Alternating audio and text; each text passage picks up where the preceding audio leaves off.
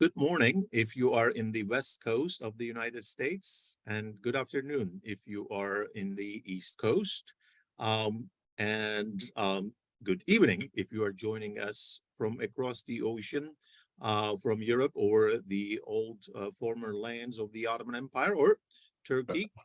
My name is Baki Tezcan. I teach history at the University of California in Davis, and I also convene the online meetings of the Ottoman and Turkish Studies Association until the end of this year, after which I will not be doing that anymore as my term of presidency ends. Um, I, I know you all know why you're here, but still, let me just remind you by sharing my screen right here. Give me 1 second. And here we go. We are here today for What's Up in Ottoman and Turkish Studies, our 30th meeting that will focus on Nazım Hikmet. We lost Nazım Hikmet in June, 60 years ago. And this June, we are blessed with a book on him by James Meyer, whom you'll hear from in a bit. So we will hear from him and from discussants and talk about Red Star over the Black Sea that is being released by Oxford University Press. You can order the book online and or read also a sample outline, sample chapter section in Jim's blog. I shared that on our little ad and probably we'll put it on chat as we go. I'll take this opportunity as a to share with you our upcoming events. I don't have posters for them yet. This summer, I'm trying to get a few things done, so I'm a little behind in OTSA activities, but here you see a summary of our upcoming meetings. Next month, we're going to have Namık Erkal over. He was our winner of the Yavuz Sezer Article Prize in the History of Architecture and the Urban Environment in 2022. In August, we will have contributors and co-editors of our special dossier on digital Ottoman and Turkish studies, which is the special dossier of volume 9, issue 2, about to come out. You should be seeing that if you're a member in your mailbox soon, or you can also see it on Muse in the next couple of weeks, I think. In September, we'll have Elif Kevser Özer Albayrak, the winner of the OTSA Vangelis Kekviolis Memorial Travel Grant in 2022. In October, Murat Metinsoy, the co-winner of the OTSA Book Prize. And November, Faisal Hussein, the other co-winner of the OTSA Book Prize from last year. So keep these in mind, and I'll give you exact dates and posters as time goes. And for today, our moderator is James Ryan. And those of you who are members of the Ottoman and Turkish Studies Association will know that he is our executive director as of this year, starting this year. And he is also the director of research and the Middle East program at Foreign Policy Research Institute. Some of you might remember him from his time at NYU, where he was the associate director of the Hagop Kevorkian Center for Near Eastern Studies at New York University. And then those of you who are interested in modern Turkish history will know him through his many articles on the and especially the interwar period on which he is writing a book. Since he joined FPRI, we also got to see him report on very recent developments on Turkey. So if you go to his webpage on FPRI, you can find his writings on, for instance, the elections, the earthquake, etc. All right, Jim, now it's your turn. I'm going to stop sharing this screen and shut up. Thank you so much, Baki. And it's really wonderful to be here with a great crowd and some people who I really highly respect, to talk about a topic I care actually quite a bit about, which is that of Nazım Hikmet, his life, interwar Turkey, and the forces that really shaped both literature, history, and politics in this period. So, I'm in my service as moderator. I'm just going to very, very briefly introduce the program and the speakers, here today. I will post fuller biographies of our speakers in the chat so you can all read them. And then I'm just basically going to get out of the way for about 45 minutes so that we can hear from the folks that we've invited on today. So up first is going to be Jim Meyer, who is an associate professor of history at Montana State University. He is the author of the Red Star Over the Black Sea, the new biography of Nazım Hikmet, which has just been released this month from Oxford University Press. He's going to talk to us for about 20 to 30 minutes, overviewing the book, introducing some of the approaches that he's taken, the sources he's used, many of which are very new for the subject, even though Nazım Hikmet is a much written about subject. Jim was able to uncover a lot of new things about his life and his work that we were really unapprised of before this point. And following that, we're going to turn to Samuel Hodgkin, who is an assistant professor of comparative literature at Yale, who has also done work on Nazım Hikmet and his broader milieu in both the Soviet, Persianate, and Ottoman and post-Ottoman space. And he will speak, as a respondent for about 10 to 15 minutes, followed by Holly Shissler, who is an associate professor of Near Eastern languages and civilizations at the University of Chicago. Also a scholar who has focused, like both Sam and Jim, on this topic of early 20th, mid 20th century literatures, political figures, pan-Turkish thinkers, communist thinkers, intellectuals, has written about them extensively over the years. I couldn't think of a better concatenation of people to be discussing the subject. Before I turn it over and get things rolling, I will also note, for those of you who are watching this later at home on YouTube, because of a request from Holly Shissler, we won't be recording her comments today. They won't be included in the YouTube version of this event. That's merely out of personal preference and not for any particular reason or anything she may say in the course of this proceedings, all of which I'm sure her contributions will be brilliant. So I just wanted to make that note right off the top, and then I'd love to turn things over to Jim Meyer.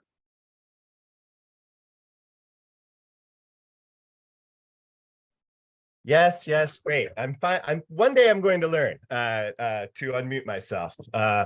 Who knows? Thank you very much, Jim, and thank you, Baki, for the kind words, and thank you to everyone who's shown up. It's certainly a testament to people's continued interest in Nazım Hikmet some 60 years after he passed away in June of 1963. And Nazım Hikmet is indeed a very interesting figure. I imagine that most people who are here today are probably already familiar with at least some aspects of Nazım Hikmet's life. But nevertheless, very briefly, I would like to talk about who Nazım Hikmet was and what he did with his life before going into a little bit of detail about the book itself. So Nazım Hikmet was first and foremost a poet. He's probably the best known Turkish writer to have been produced by the Turkish Republic since its founding in 1923, maybe alongside Orhan Pamuk. It's difficult to say, but certainly the best known poet to have come out of Turkey in the Republican era, at least. Despite the fact that Nazım Hikmet actually wrote much more prose than he did poetry, it's his poems, I think, that really connect a lot more with his readers, even beyond his novels or his plays or his other prose writings. Nazım Hikmet's style changed a lot during the course of his life. One of the arguments that I make in the book was that with every border crossed, Nazım's poetic style changed in some way, developed in some way. And that was the case with respect to Nazım's crossing of national borders between Turkey and the Soviet Union. But that was also the case, I argue, with respect to the border between freedom and imprisonment, because Nazim spent many years of his life in Turkey behind bars. And the reason why Nazim Hikmet was behind bars so much is the second aspect of Nazim's life that most people know a fair bit about, was that Nazim was a communist. And this was something that ended up having a very large impact on his life as well. In the 1920s, Nazim Hikmet and his best friend, Vala Nureddin, as 19-year-olds, abandoned their teaching positions in the Anatolian city of Bolu and traveled to Georgia, which had just been taken over by the Bolsheviks. They were not at that point communists yet. They were just interested in communism. This revolution had taken place in a neighboring country, and they wanted to go to Georgia and see what it looked like, see what actual communism looked like. And later, they received invitations to travel to Moscow and study at Communist University for the toilers of the East. And indeed, Nazim Hikmet would spend most of his 20s, about 6 years altogether, in Moscow, either studying or later on working and teaching at Communist University for the toilers of the East. In 1928, Nazim Hikmet returned to Turkey. And in the 1930s, he was arrested repeatedly on charges of being involved in underground communist activities. He spent a little more than 1 year in prison in 1933, 34. And then in 1938, Nazim Hikmet was sentenced to a little bit more than 28 years in prison on trumped up charges of inciting mutiny in the Turkish army and the Turkish Navy. He was eventually released early in 1950, but almost immediately after his release from prison, Nazim Hikmet was informed that he was being drafted into the Turkish army as a private. And I think realistically, Nazim Hikmet concluded that he would not survive this period of military service. He was 49 years old. He'd been in ill health in prison. That was part of the reason why he'd been released in the first place. And he felt either through natural causes of just the rigors of being a private or through some kind of nefarious activity, the Turkish army would find a way to put an end to his life if he actually did his military service. So he decided to escape to the Eastern Bloc. He and his brother-in-law took a motorboat. The initial idea was to get to Bulgaria, which in 1951, of course, was an ally of the Soviet Union. And on their way to Bulgaria, Nazim and his brother-in-law encountered a Romanian cargo ship. Romania, of course, was also a Soviet ally at this time. The cargo ship let Nazim Hikmet on board, took him to Romania. He spent a couple of weeks there, and then flew to Moscow at the end of June of 1951.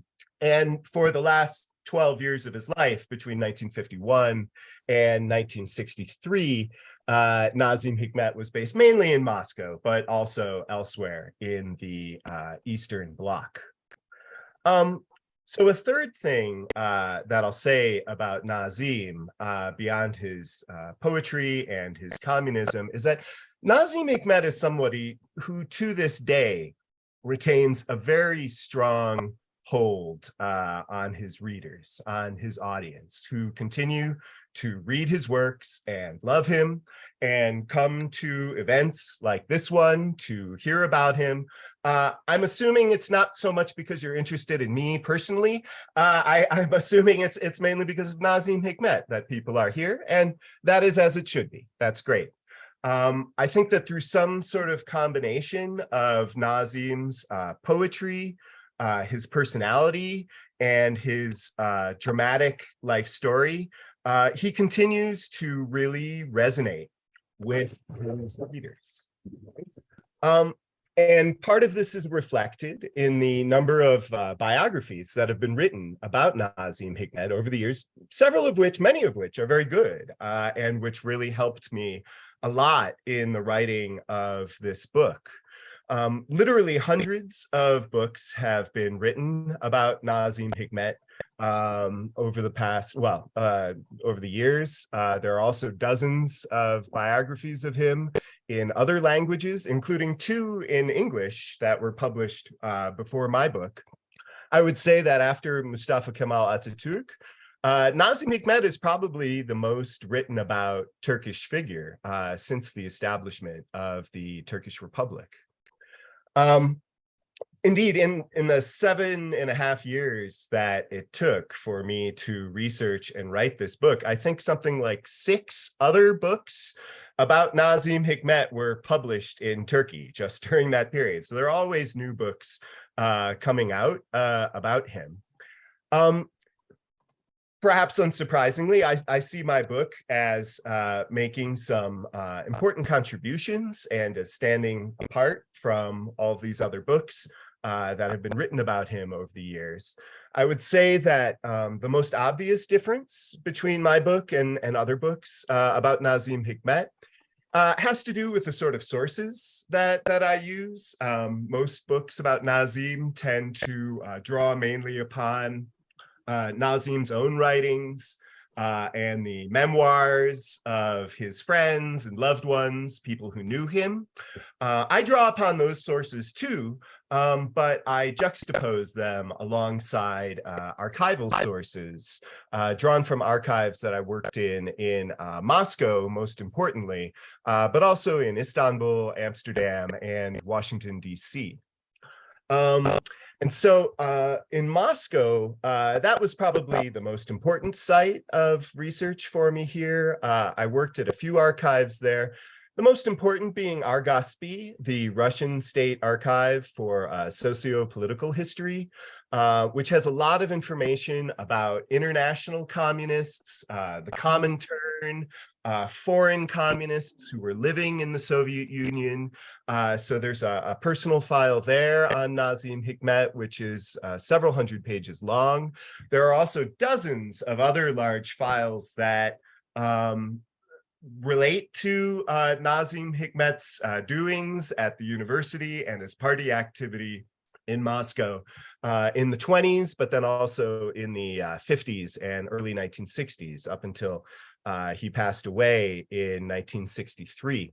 Argospi also has a lot of really interesting information about other Turkish communists, completely unknown Turkish communists who, like Nazım, had also traveled up to Moscow in the 1920s to study or work at Communist University of the Toilers of the East. So that was something that was really important to me in terms of situating Nazım into a particular context. Another archive that was really important for me in Moscow is Argalı, which is the Russian State Archive of Literature and the Arts. And there I was lucky enough to work with Nazım Hikmet's private papers from the period 1951 to 63, his final period in the Soviet Union. And that was really interesting. Probably the most interesting source that I found there were 400 letters written by Münevver Andaç, Nazım Hikmet's wife, who was still living in Istanbul with their son and unable to leave Turkey at that time. Other papers, business contracts, letters to Nazım Hikmet were available at Argalı, and so that was extremely helpful too. And the third archive that I worked at in Moscow was GARF, the State Archive of the Russian Federation, where there was a lot of interesting stuff about Nazım Hikmet's citizenship, which became a sort of an increasingly thorny issue in the 50s and 60s when he was living in the Eastern Bloc. But while the archives and my use of archival sources is really kind of different with respect to studies of Moscow, and I would say again that's the most obvious difference between my book and others on Nazim, I don't think it's the most important difference. I would say the most important difference between my book and others of Nazim has to do with my conceptual approach. Nazim, for good reason, is typically seen at, discussed in terms of his writing or his politics. And of course, his writing and his politics are very important parts of my book too. But I also look at Nazim's border crossing and at the ways in which Nazim's experiences abroad, both when he was younger in his 20s and spending 6 years in the Soviet Union, but then also later on in life, when he was older in the 1950s and 60s, after he had escaped from Turkey in 1951. His border crossing was something that really affected a lot of his life choices. And it was also something I argue in my book that had a large impact on the development of Nazım Hikmet's poetry. And so I argue that every time Nazım Hikmet crossed a border, his poetry developed in some way. And by borders, I'm not only talking about national borders, but I'm also talking about the border between imprisonment and freedom, which was another border that Nazım Hikmet crossed several times during the course of his life. And it's in this border crossing and in my archival studies and other studies, not only of Nazım Hikmet, but also of many other Turkish communists who similarly were crossing borders in the 20s alongside Nazım Hikmet at that time. This is kind of the way in which I look at his life, the development of his writing, and the various choices that he made over the course of his life. And this, as an historian, was a way in which I felt like I wouldn't be writing just about Nazım Hikmet in isolation from the rest of the world, which of course is a common approach to sort of biography writing, of just honing in on one person and sort of focusing on them. My book is about Nazım Hikmet and his generation, and the ways in which Nazım Hikmet's life had a lot in common with other Turkish communists who did not go on to become famous poets or famous political dissidents. And so looking at how Nazım fit in with his generation, as opposed to being just this unique talent, but as somebody whose life experiences, and especially his border crossing, put him in this larger context of what people from his generation, this generation of people who were born at the turn of the 20th century and who, like Nazım, came to age in the early 1920s, what does Nazım have in common with all of these other people? And what collectively can all of these stories, both Nazım Hikmet's stories and the stories of these other individuals, what can they tell us about the transition from empire to republic and the 20th century more generally? So, originally, when I was thinking about this project, I thought I would be concentrating mainly on Nazım Hikmet and a few of his famous friends like Vala Nureddin or Şevket Suriye Aydemir, who were also in Moscow at that time. But once I started researching in Moscow in 2016, I realized that this wasn't only Nazım Hikmet's story, and this wasn't only the story of Nazım Hikmet and a few well-known friends, but rather this was the story of a generation. And that was something that really intrigued me as an historian. And I guess I felt like this was the contribution that I had to make to these hundreds of books that have been written about Nazım Hikmet, not only working in archives that other biographers of Nazım Hikmet had not worked in, but rather seeing the ways in which Nazım Hikmet and others like him, how those stories can perhaps change our minds a little bit about some aspects of the 20th century. And indeed, the book goes all the way up in its epilogue to the end of the Cold War, as I trace the sort of afterlives of friends and loved ones of Nazim, people who appear throughout the book after Nazim's death up until the late 1980s. And so I think I'll pretty much kind of leave it at that. But I would like to just kind of close by saying the last 7.5 years, well, the final year and a half when I was working on the corrections, maybe that wasn't so fun, but I have to say most of this project was an extremely gratifying one to work on. Nazım Hikmet, his friends, and others from his generation were a fascinating group of people to spend time with. And I can't really remember a time when I woke up in the morning and didn't feel excited to work on that project. But for now, I think I'll just leave it at that and listen to the comments that Holly and Sam have to make. So thank you very much. Thanks so much, Jim, for that fantastic overview. And I can only agree that, there's something about researching this generation of people that keeps you coming back and makes the research an easier, less laborious process and takes you to places most other kinds of historical research don't. So now we're going to turn things over to, as I said at the top, Samuel Hodgkin, again, as an assistant professor of comparative literature at Yale and someone who's researched around this topic in the world for quite some time. I'll paste his fuller bio in the chat in just a moment, but Sam, please take it away. Thanks so much, Jim. And Jim Meyer, I've been so delighted to get, a sort of one of the first opportunities to look at this book. And I mean, those of you here, I really urge you to go out, buy it, read it.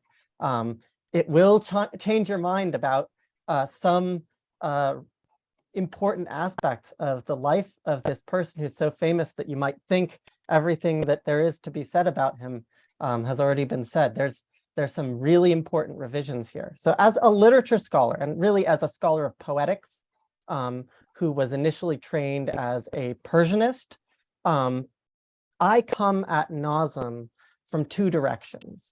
So, my own work deals partly with the story of how the kind of literature that sometimes gets called in English Persianate, not everyone here will love that term for it, but, ghazals, rubaiyat, all of these classical forms that are sort of larded with Arabo-Persian vocabulary and genre conventions ceases to dominate. And so, I come at Nazım as one of the most extraordinary sticks of dynamite ever stuck into that edifice. And then also, secondarily, as someone who has just finished writing a book about the poetics of Eastern internationalism. All of these poets from the formerly, Turco-Persian and South Asian East, who are involved with the Soviet Union or the communist movement, and what that does to their poetry. And Nazım is a standout figure in that world as well.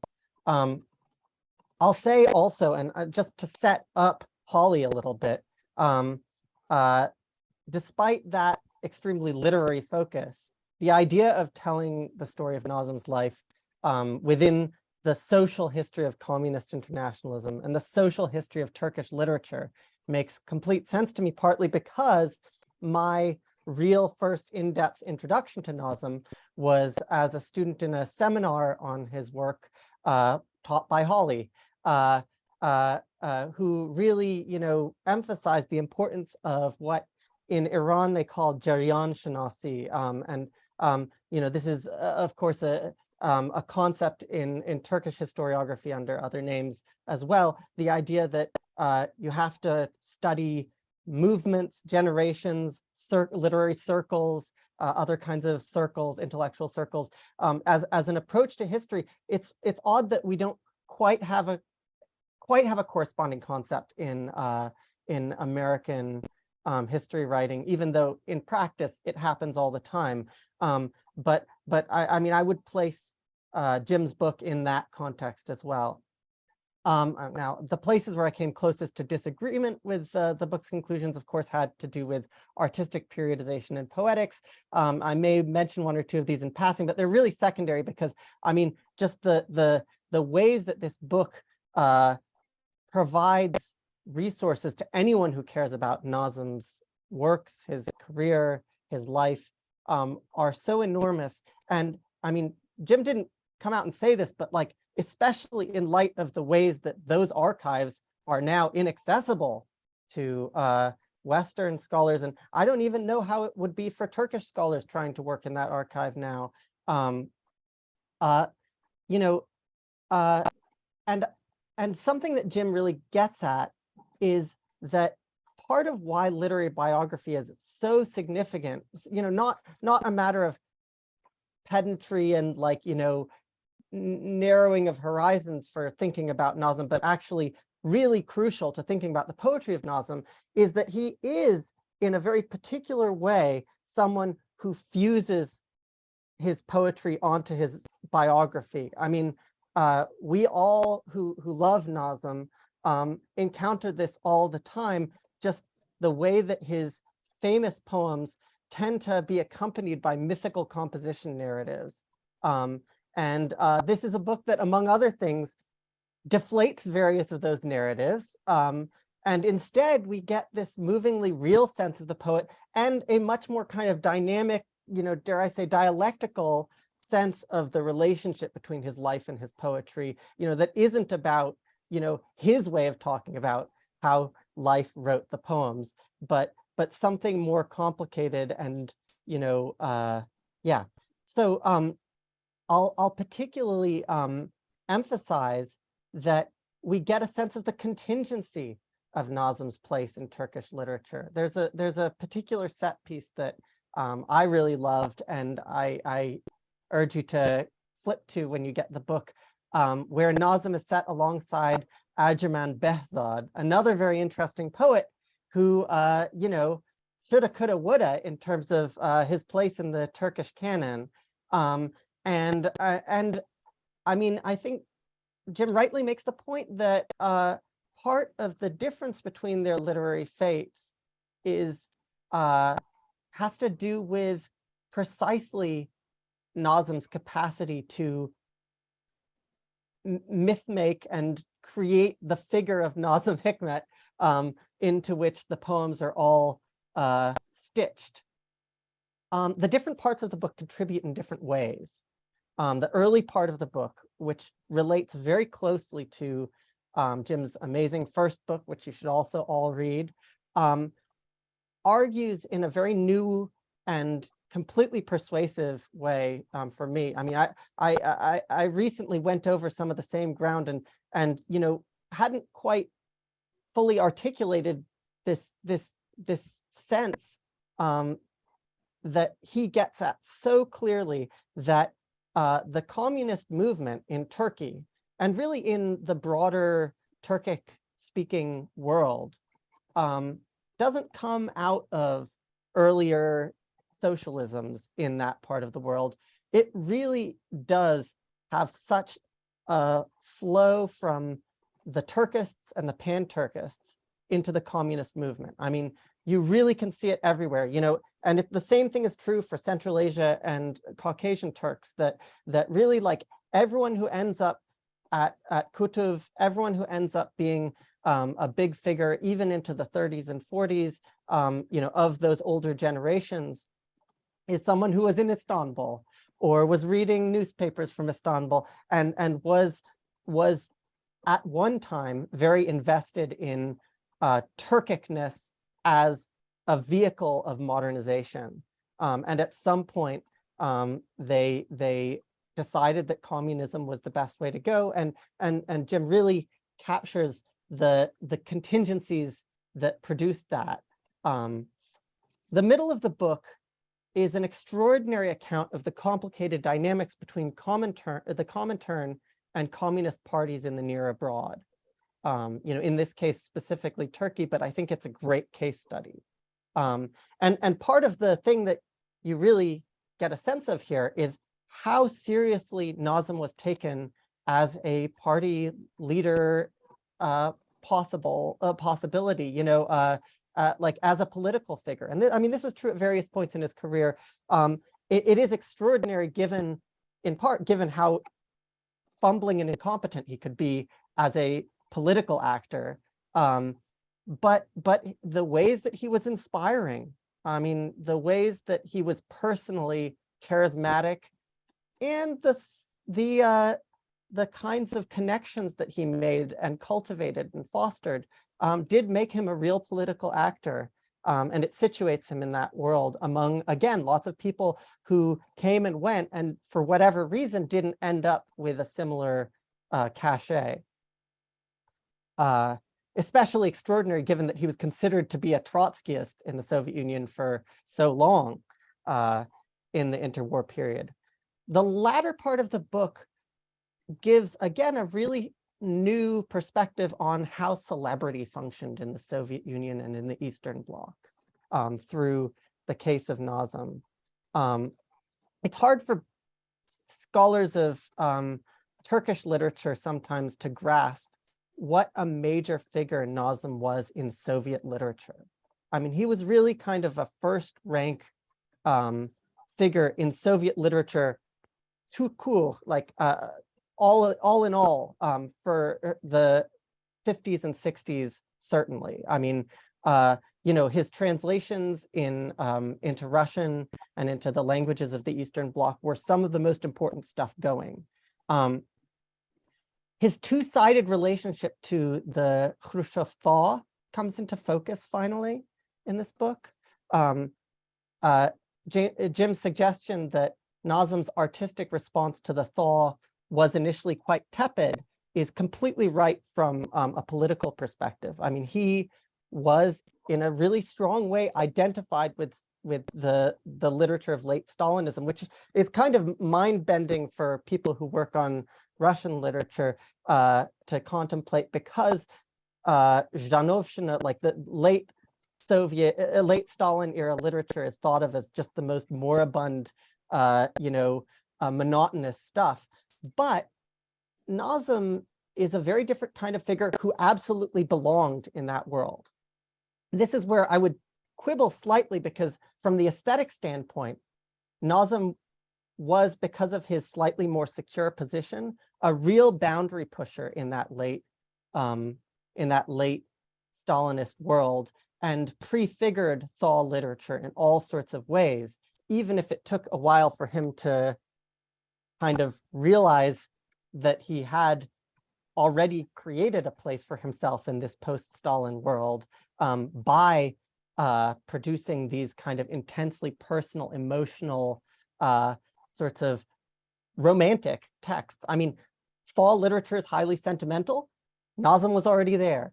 Thaw literature is a little bit more formally experimental, and included plays that are not naturalistic, that kind of in some ways point back to the Meyer kind of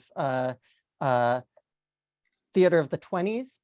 Nazım was already there with his works that he did in prison and in his early years in back in the Eastern Bloc. And so he really kind of, even if he was skittish about the thaw and what it would do to him, he had really set up a very good place for himself as a writer. So I want to just conclude by asking Jim a couple of questions in case he has time to answer them. The first is, I mean, how do all the things that you learned in the course of producing this book, all the revisionist points that you make about his life, affect your experience of his poetry? I mean, does any of it make it harder to enjoy his poetry? I mean, and I'm thinking in particular of the love poems. I mean, we know the outlines, we know what a jerk he was, but I mean, for example, I have to say Jim's account of Nazım's letters to Piraye is a very different account than we get anywhere else. I mean, it's harsh but fair, and frankly made it much harder for me to romanticize their relationship as a reader. And the second is, I'm not here to ask what your politics are. but I did wonder what aspects of Nazım's politics and the politics of his poetry resonated with you, because again, we get a less romantic sense of Nazım as, not to mince words, a Stalinist who made his way in the Stalinist system, who made his moves. We see how much of the kind of myth of him as someone who came back to the Soviet Union as an unreconstructed 1920s, guy who challenged people all the time and was either naive or bold. We see how that's not really quite on point, or is a myth that he made himself and was disseminated by others. But this book does also capture what an inspiring figure he was during his lifetime, and I'd just love to hear more about what inspired you in his politics. So I'll leave it there. And again, thank you for such a wonderful book. I am just going to interject for a second here before we pause recording, because, well, today is the second day of the Eid, and for those of you who observe the Eid, I should have said something about it, but there was a reason for it. I asked Jim whether he would like me to read any Nazım Hikmet poet. He didn't send me anything, so I looked around to see if there is anything he wrote about a Bayram, but I couldn't find one for Kurban Bayramı, but there is one about a Bayram that actually makes me also connect to what Sam said about his romantic relationships. He might have been a jerk for many women, but his poetry remains to be remembered by men and women, and here is one. Berlin, günlük güneşlik. 8 Mart 1963. Bayramın kutlu olsun kadınım. Unuttum telefonda söylemeyi bu sabah. Sesini duydun mu? Dünyayı unutuyorum. Nice bayramlara güzelim. So he wrote something for Kadınlar Bayramı. Right. Okay. Now I'm going to pause and we will listen to Holly. Just a second. Wonderful. Thank you so much, Holly, for those remarks. And so at this point, what I'd like to do, I don't have any questions in the chat, so I want to give Jim a chance to respond to some of the questions that were raised by both Samuel and Holly. And I certainly have a list of my own that I could pepper you with for hours and hours, probably. But since there was such rich stuff in both of those questions, both of those responses, I want to give you, Jim, a chance to respond as you like. Sure. Thanks, Jim, and thank you very much, Sam and Holly. I appreciate your thoughtful questions. I'll just briefly respond to these. I'll start with Sam because he went first. Sam, you asked, I think you're speaking mainly about Nazım Hikmet's personal life. You mentioned his dealings with his wife Piraye when Nazım was in prison, and asked to what degree this was something that influenced my experience of his poetry. I would not classify Nazım as a jerk with respect to how he handled his personal life. He was, as I mentioned in the book, spending decades in prison on trumped up charges rarely brings out the best in a person. And so, he wasn't a perfect person, but he was also somebody who was put in very difficult circumstances in many times. And people don't always respond to that in an ideal way, maybe. And neither did he, because he was a human being rather than a product of our historical myth making. And so it didn't really affect the experience of his poetry for me all that much. Sam, something else that you asked was about what aspects of Nazım's politics resonated with me. I would say nothing. What really resonated with me about Nazım, far beyond his politics and even beyond his writing, was his border crossing. That's the area in which I felt like I really had a contribution to make. Sam, you mentioned my first book. That was on the Pan-Turkists from Russia who end up in Istanbul. And, those were people who were best known for ideology. And I didn't find their ideology particularly inspiring, but I did like the ways in which they had crossed borders and reinvented themselves with every border crossed. And so that's how I ended up writing my first book in the way that I did. And I didn't set out to write a book on again, the theme of border crossing, but it ended up seeming very appropriate with respect to Nazım Hikmet and his friends, and of course, this broader generation of Turkish communism. So it wasn't really his politics that had really interested me so much in the first place, but rather the way that he and so many others managed to reinvent themselves with cross borders. And I guess that has something to do with my own personal biography. I moved to Turkey when I was 23 years old. I lived there until I was 30. And that was something that had a huge impact on my life in all sorts of ways that I wouldn't even begin to list right now. Not to compare myself with any of these people, but I felt that maybe I had a certain perspective on border crossing and how that impacts people that had not yet been explored in the literature. So that's what really excited me the most about writing this book. Holly, one thing you bring up is distinctions between pan-Turkists and Turkists. So I make the distinction I call sort of Ottoman-born figures Turkists, and I call the figures who came from Russia and ended up in the Ottoman Empire in Istanbul during the Unionist era as pan-Turkists. And I just find that to be an easier distinction to make because these were different groups that had some things in common, but were also quite different from one another too.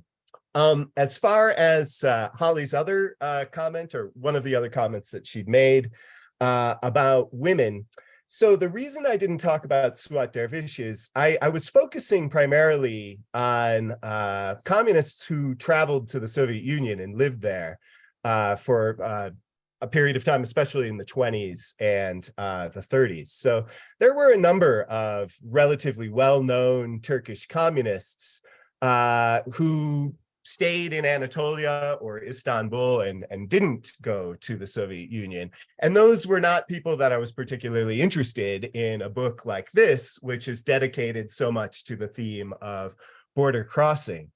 But I did find lots of examples of very interesting women who were studying at Communist University for the Toilers of the East. And, frankly, I said about as much as I possibly could say about them, given the relatively small number of women who were studying at KUTV. But when I came across one, even if there was just sort of a page and a half or so of information, I tried to use all the information that I could about these individuals because their life stories were fascinating. And so the women and the men that I kind of focused on in this book were the ones who were crossing frontiers rather than the ones who were staying in one country. Right, but I mean, well, of course, I understand what you're saying, but Dervish did, of course, cross borders. Yes. Well, she wasn't part of this Communist University group of people that I was sort of looking at with respect to Nazım Hikmet. So that's why she doesn't really appear. Well, yeah, she's just an example. She's not, I mean, it's not important in a specific kind of way. Mm-hmm. So that's about all I have to say about those questions. Sure. Jim, I've got a few questions that have come in via the chat. So I'm going to actually take the liberty to ask one of my own questions and then two more that have come in by chat. If it's okay if we do three at a time, I think that puts a lot more meat at the table. For my own part, I was really intrigued by both Holly and Sam, the way they, and you as well in the book, this becomes quite clear too, about the sort of common denominators between nationalism, modernization, and communism, and how those common denominators kind of create a space, for all of these actors to interact in both national and communist contexts, nationalist and communist spaces, and sometimes that's in concert with the state, and sometimes it's in contest with the state. And what I would love to ask you about is how that dynamic is happening at the level of intellectuals and their own sort of circuitous nature between these two spaces, but it's also happening at the level of the state, that severely impacts their ability to move. The Turkish Republic has a relationship with the Soviet Union, a political one that's actually quite different than the one that Turks who are communists have with the Soviet Union, and often in conflict, or creates conflicts with the relationships that these people have with the Soviet Union. I'd love to ask you to maybe speak to that and its impact on Nazım's life versus other folks in his generation. So I'll go now to the two questions that came into me from the chat. First is from Pelin Başçı. She says, thank you for a great discussion. One of the ways Nazım crosses borders is through poetics, especially through formalist experimentation. I am curious about the ways the book addresses this question, poetic crossing of borders, through, for example, the influences flowing from and to other poets like Mayakovsky. I'd also invite Sam Hodgkin to answer that question as well if he's got any thoughts on it. And I had another question that came to me via direct message, so I won't identify the person that asked it, but they ask, they've always been intrigued by Nazım Hikmet's willingness to speak about the 1915 Armenian genocide and to decry its injustice in early Republican Turkey. What explains this extraordinary attitude, distinguishing, I think, Hikmet from a whole generation of other Republican Turkish authors? And furthermore, are you aware if Nazım Hikmet ever interacted with Armenians while in the USSR? I recall reading somewhere, the person asking this question recalls reading somewhere there being some testy exchanges between Nazım Hikmet and Armenians in Moscow. So take any and all of that as you wish, Jim. Hey, Jim, I didn't entirely understand your question. So I'll okay. Answer, but if there's more, then please circle back to me. I believe you were talking about the closing doors between Turkey and the Soviet Union. So basically, one thing that really attracted me to all of the people in this book is I started wondering, well, what happens when you grow up in an empire, when you grow up during a period of time when borders are relatively porous, and the border between the Ottoman Empire and the Russian Empire in the late imperial period was, when the two countries were at peace, relatively open. It was difficult for all sorts of technical reasons to close it. And so what happens with this last generation of Ottomans, of people who are born at the beginning of the 20th century, come of age in the early 20s, and they, in the 1920s, still the frontier was relatively easy to cross between Turkey and the Soviet Union. It's only in really the very end of the 1920s and the 30s when those doors start to close. So what happens when you're someone who, like Nazım and his friends, they arrive in the Soviet Union, and especially when they're in Moscow in the 20s, they're valorized precisely because they're foreigners.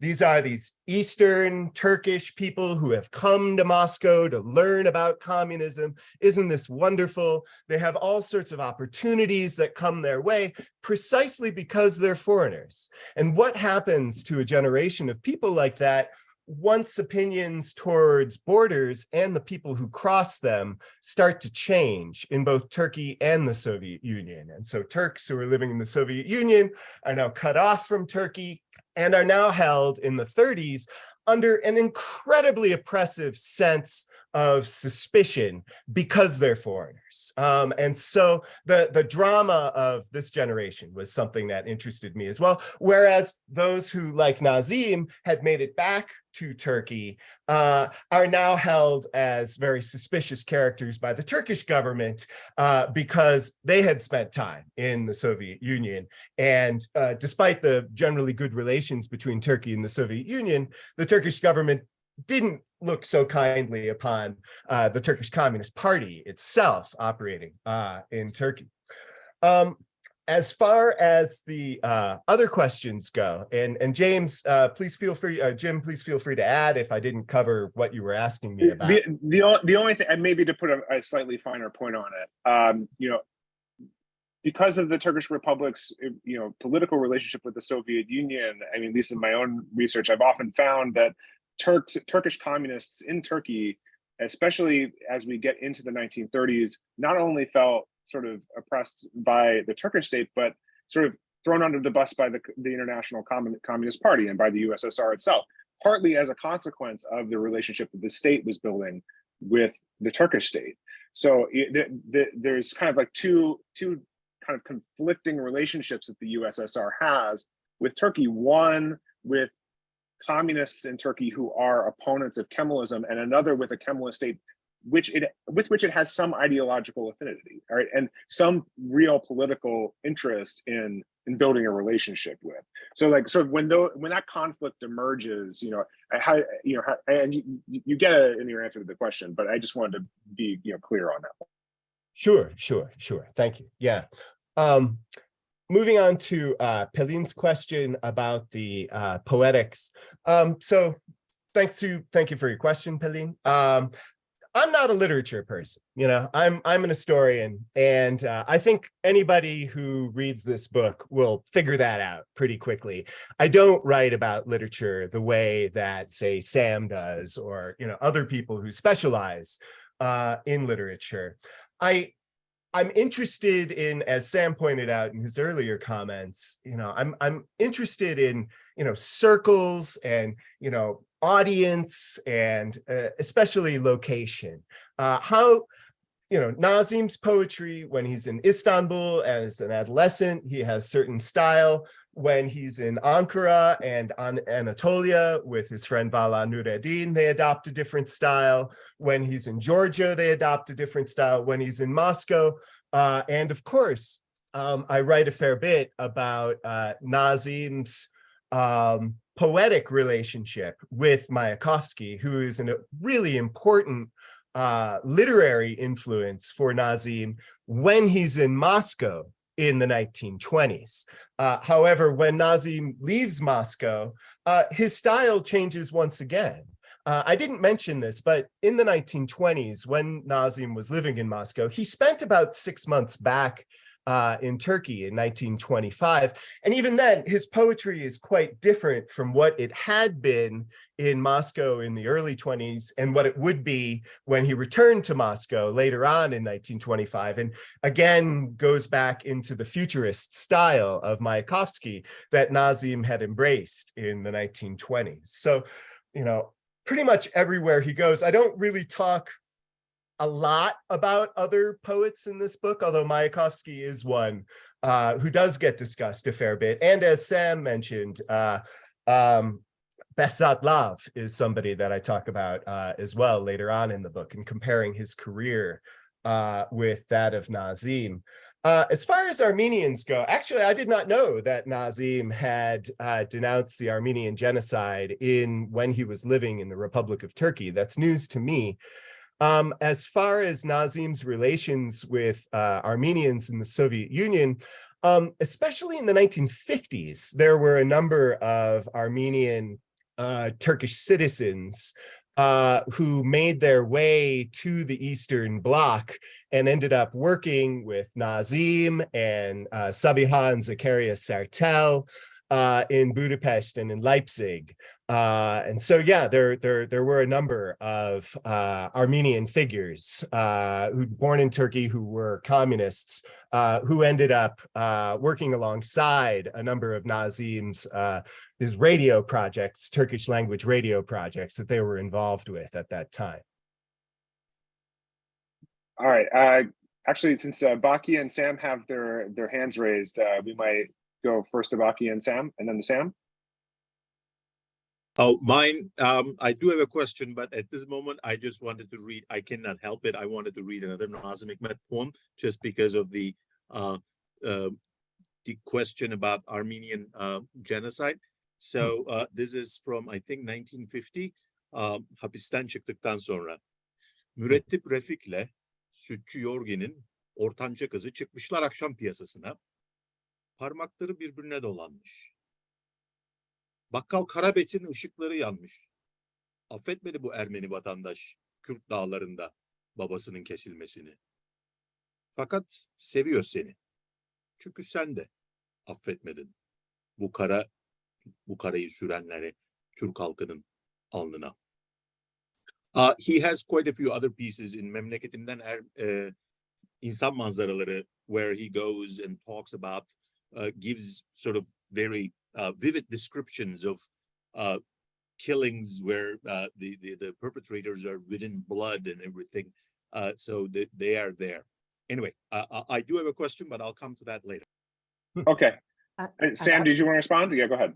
I was just going to add a little bit more on Pelin's question, because I mean, I think one of the things that Jim gets so subtly from the perspective of literary scholars, you know, in this book is a sense not just of, I mean, it is really significant how he draws our attention to what happens on that first stint back in Istanbul, where there is a certain amount of reversion in the way that Nazım writes, but also just the different ways that he writes, even in the same period when he's writing for different venues of publication, or for not just publication, also recitation, because this is one of the things about this futurist poetry that he writes on his first stint in the Soviet Union, is that a lot of it is for public declamation in contexts where the resemblance to the Mayakovskian style is partly, I mean, not textual, because, for example, he doesn't do until later the Lysenka, like these like laddered verses where you've got, I'm going to try and mirror this because I know this is how our stuff shows up on Zoom. Here, and then here, and then here, and then here, and then here, and then here. I mean, when you look at the early printings of the poems, they are just stacked vertically, even if they're uneven lines, right? But if you heard them recited, right, even if you didn't speak Turkish, right, just as early on, you know, Nazım's Russian is pretty shaky, but he can see what it looks like when Mayakovsky does a recitation, or when his kind of contemporaries later in the 20s in the Kızıl Kalemler, or these you know, Turkic futurists are writing.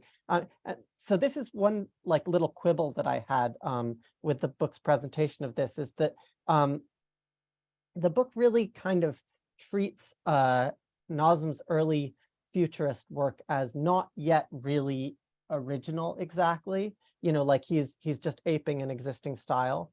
And I wouldn't overplay that, because for one thing, producing work inspired by an existing style in a new language is fundamentally different already from his relationship to you know, Turkish poets in his earliest verse, for example. Like, I mean, and Nargis Ertürk is very good on this. I mean, I think the ways that his play with typescript, his play with language, you know, really are connected with script reform and language reform, and constitute like a cutting edge that is not a pure application of an existing literary system to a new language. And it resembles in a lot of ways the experiments by contemporary Azeri poets, and even maybe 2 or 3 Central Asian poets, some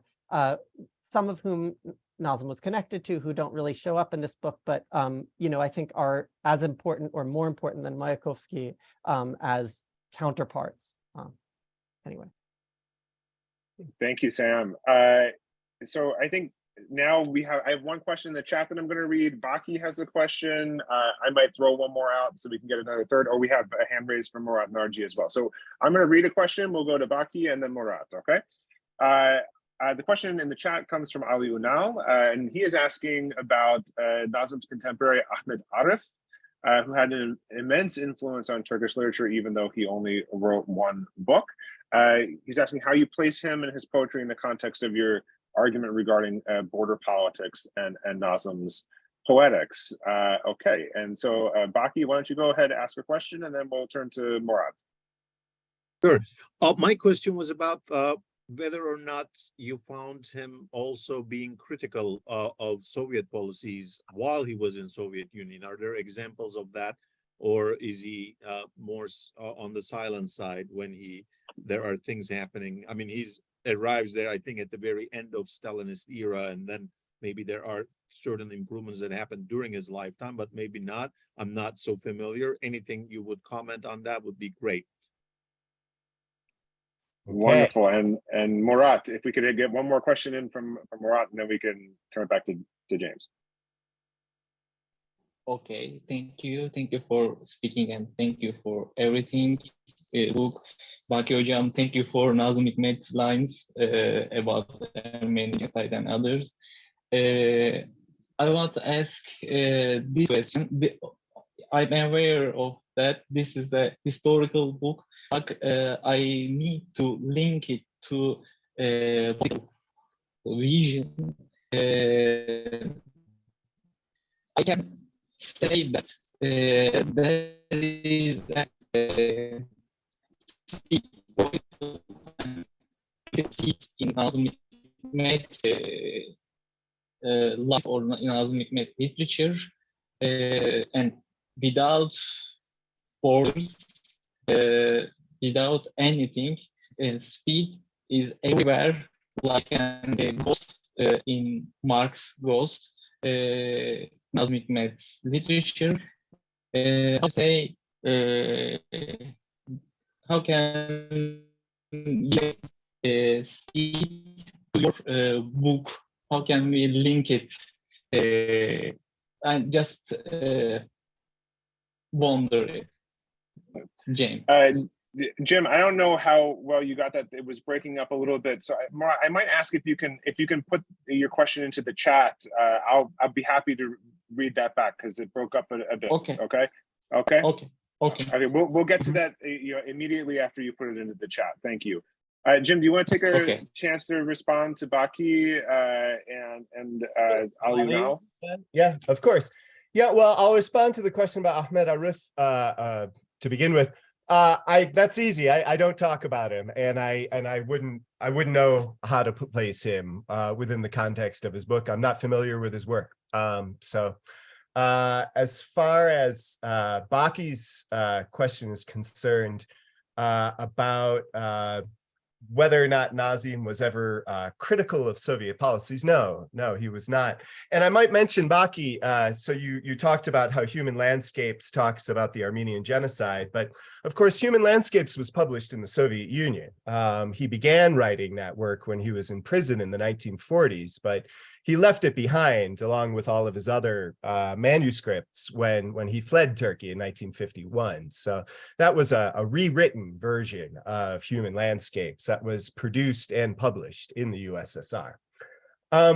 So Nazim arrived in the Soviet Union in 1951, in June of 1951, June 3rd.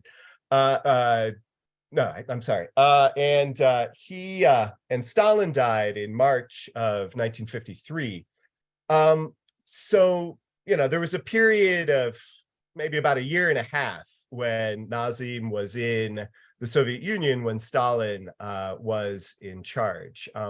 During that period, Nazim actually published very few poems. I was able to find 6 published poems that he had during that first year and a half in the USSR when Stalin was alive. And that really contrasts enormously with just the huge output that Nazim had in all other times of his life, even when he was being relentlessly persecuted in Turkey in the 1930s and not able to publish his poetry after 1936. He was still publishing a lot. I think Nazim was a lot more calculating in his relations with Soviet authorities than he is normally given credit for. He's typically presented as this sort of naive, romantic communist running headlong into the Soviet Union, maybe not knowing what to expect. I think he knew pretty clearly early on. If he did not know when he fled Turkey, he soon found out in those first couple of weeks when he was in Romania.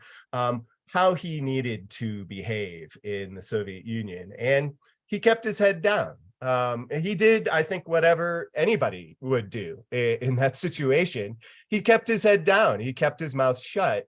And the few poems that he produced when Stalin was alive, tended to be works that, probably accurately reflected Nazim's politics, but at the same time, were works that may have been produced for more political reasons than necessarily, simply for artistic expression, or, because, the works that focus on the Korean War and how evil the United States and NATO are, and those sorts of things. And those poems tend to kind of fall by the wayside in the years after Stalin's death.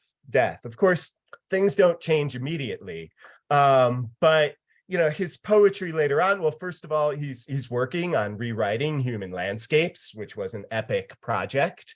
So he's very busy with that. But he also just, a lot of his poetry in the second half of the 1950s, when he's traveling a lot mainly through Eastern Europe. And his poetry becomes very much sort of like the poetry of the road. He writes a lot more about his immediate surroundings. So he's visiting Budapest for a few weeks, or he's going down to Bulgaria for a couple of months. He'll write almost sort of the way a tourist would, of things that seem very specific to his location. So at this time, he's a permanent foreigner. And for him, life becomes, life on the road is sort of his life at this point. But no, he's not critical of Soviet policymaking at this time. I mean, very much he puts his head down. And, that's what I would do. That's what I think anybody with a sense of survival would have to do in a situation like that. Let's see here. Were there any other questions here? I see something. I have a couple more in the chat here that we can move to. I will note we probably have our. Oh, go ahead. Are there questions that were asked that I haven't addressed? I was trying to address. I think you covered it. I think you covered it. We do have more. Lot's voice was cutting out. I apologize. I didn't hear it, but maybe he's put a version of it into the chat, and we're going to ask it now, and then we'll go to Nordarish, who will ask her question verbally. I do want to note we probably have our participants here for about another 10 minutes. So this depending on how things go, it might be the last round here. So Murat's question is about the sort of how he puts it, the poetical and political speed of Nazım Hikmet's life and literature, and he notes that we've talked extensively about border crossing up until 1951 and his escape into the Soviet Union, but this does kind of continue in a way over the course of the last 12 years of his life in the Soviet Union. He visits Central Asia, he visits Cuba, he writes about Africa, he visits there. He becomes this kind of third worldist figure in this time. And how might, I guess, you place that that latter third of his travels and writings in the same context as his earlier travels and writings and changes to the poetry that happens in that time. I hope I did that question justice, Murat. Yeah. I'll start with Murat's because it relates to the point that I was making a few minutes ago in response to Baki's question about how Nazim sort of becomes a permanent tourist or a permanent foreigner, we should say, maybe, from 1951 onward, and writing a lot about the local foods, local people that he sees, the kind of, I'm not quite sure, Murat, what you mean by speed, but I would say that there's definitely a sense of place that becomes much more directly articulated from 1951 onward in his poetry.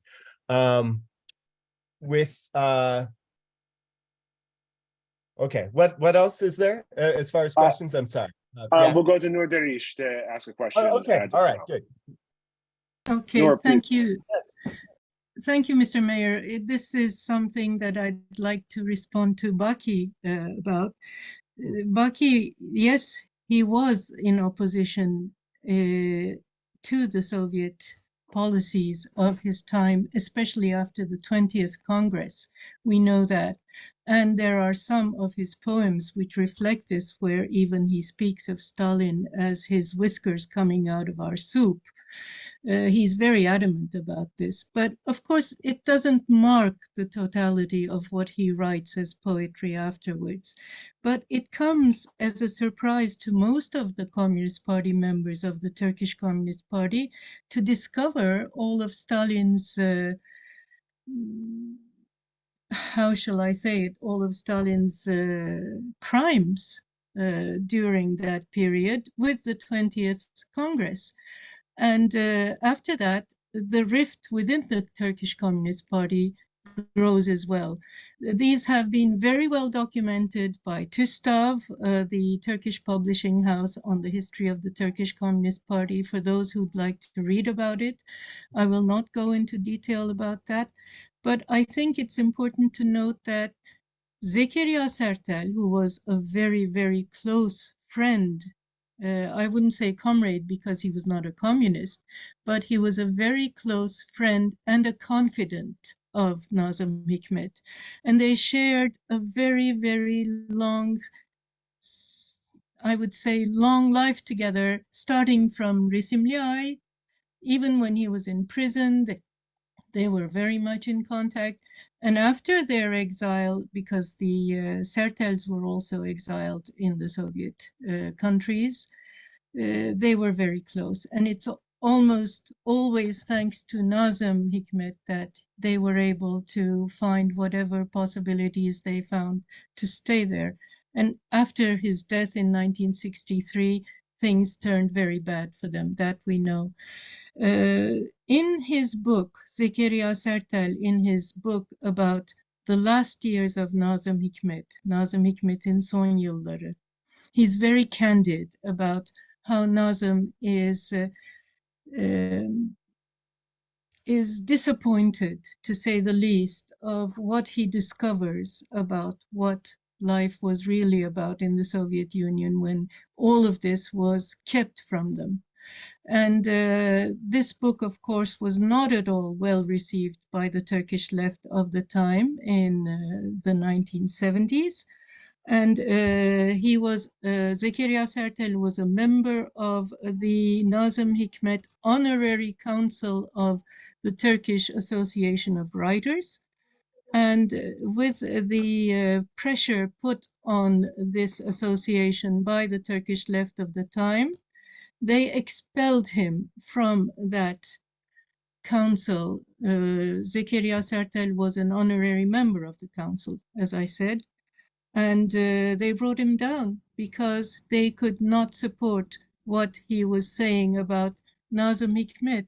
It wasn't about Nazım Hikmet. He wasn't slandering Nazım Hikmet or insulting him. But by telling about the life of Nazım Hikmet in the Soviet Union, he was exposing what life there was about. And I think it's important to also read that book, although it's not a direct witness. Nazım was not a direct witness there, but he is also cited as having had his disappointment with that. I wanted to put that in. Thank you. Sure. Thank you for your comments, Nur Hanım. It's very nice to see you again. So I mentioned at kind of the beginning of my talk that most of the sources that have been used traditionally in biographies of Nazım are Nazım's own writings and the recollections and memoirs of his friends and loved ones. And so, you know, I consider books like Nazım Hikmet'in Son Yılları very useful sources. But, you know, one thing that these sources have in common is they were written years after Nazım died, decades after the events that they described took place. And so while those are useful sources, I try to juxtapose them alongside other perhaps somewhat more immediate sources. And that's where I think archival materials can be quite valuable. You mentioned Nazim's response to the 20th Congress of 1956, which is, of course, when Nikita Khrushchev denounced Stalin and set off these huge reverberations and splits within the communist parties of mainly Eastern Europe. Nazim's response to this was actually very bland. He wrote a few poems sort of invoking Lenin to guide everyone along the way. But, you know, Noor, if you look at what other people in the Soviet Union were saying about Stalin after 1956, I don't think you'll be so impressed by the ferocity of Nazim's comments. You know, he did not denounce Stalin, and he did not break with Stalin. At best, you know, maybe he wrote some rather ambiguous poems, again, invoking Lenin, because that was something that connected everybody, those people coming out against Stalin and those people who still supported Stalin or who had been associated with Stalinism. So, I mean, yeah, it was quite mild, actually, what came out of that. And so I think this impression that we have that, you know, Nazim was shocked and he didn't really know what he was getting into in the Soviet Union, and, you know, he stood up for democratic values and against Stalinism. I think that's that's part of the myth of Nazım Hikmet. And you know, you may not agree with me, but I would say this is something that I talk about a fair bit in my book. And I think it's something that the materials really kind of bear out. Thanks. Do we have time for one more question, Baki? Do we think Of course, no problem. Yeah. Sure. So I have a question about this, but I want to let Tia O'Brien ask a question here first, and then I have one little follow up on this point. Thanks. Sure. Tia, go ahead. Are you muted?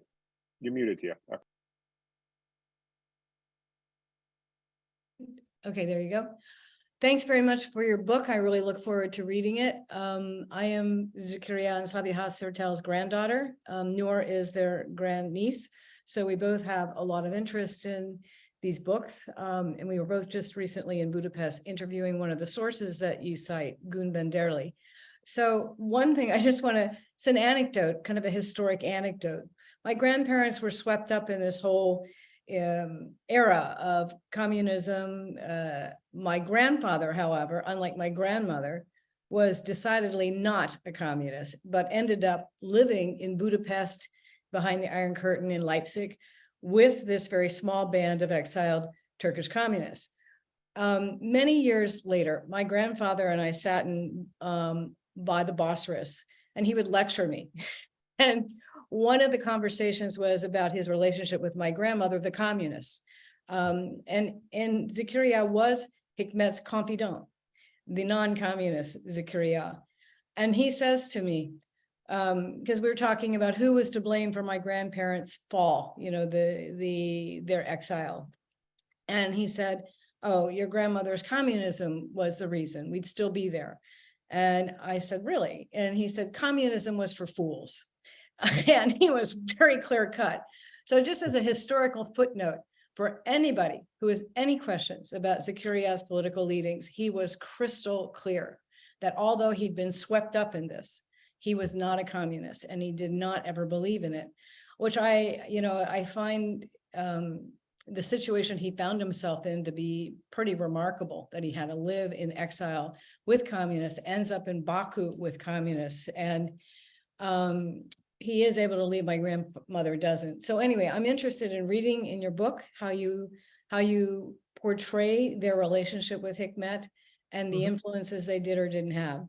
Yeah. Tia, I quote actually that comment that you made about communism is for fools, because you had mentioned that to me in person. You'd also put that in print in the English version of Sabiha's book that you came out. Well, I look forward to hearing what you think of it. I will. I'm looking forward to it. Yeah, your grandparents are fascinating figures. And that's how a book about Nazim Hikmet ends up sort of turning into a book of his generation. Because, all right, people know who the Sertels are, but there are also lots of people that none of us have ever heard of who are also swept up in this drama too. And I think that's what makes their lives so compelling. And hopefully it helps to make the book compelling too. We'll see. Thanks for that, Jim. If I can take my liberty here to ask one final question, and then we'll wrap this up. So, sort of related to the last sort of series of comments, we've talked a lot about politics sort of within the Soviet Union, Nazim's politics with regard to the Soviet Union in this period in the 1940s, 50s, and 60s. I thought we'd be remiss if we didn't try to address his political legacy in Turkey after 1950. I mean, the context in which he escapes Turkey in 1950 is, on the one hand, sort of the democratic opening of the country. The first, properly competitive parliamentary elections are held in 1950, and the opposition party wins. An opposition party, by the way, that many leftists tried and failed to support in earlier iterations. So on the one hand, it's this democratic opening. On the other hand, the Sertel's exile, Nazım Hikmet's exile, this is part of a purge of leftists and communists from Turkey. They are not nearly the only ones by a long shot who are driven out of the country for their affiliations with leftism or communism, founded or unfounded in this period. So, and then of course, decades later, Nazım Hikmet and his poetry become political signposts for all manner of political ideologies and parties across the Turkish political spectrum.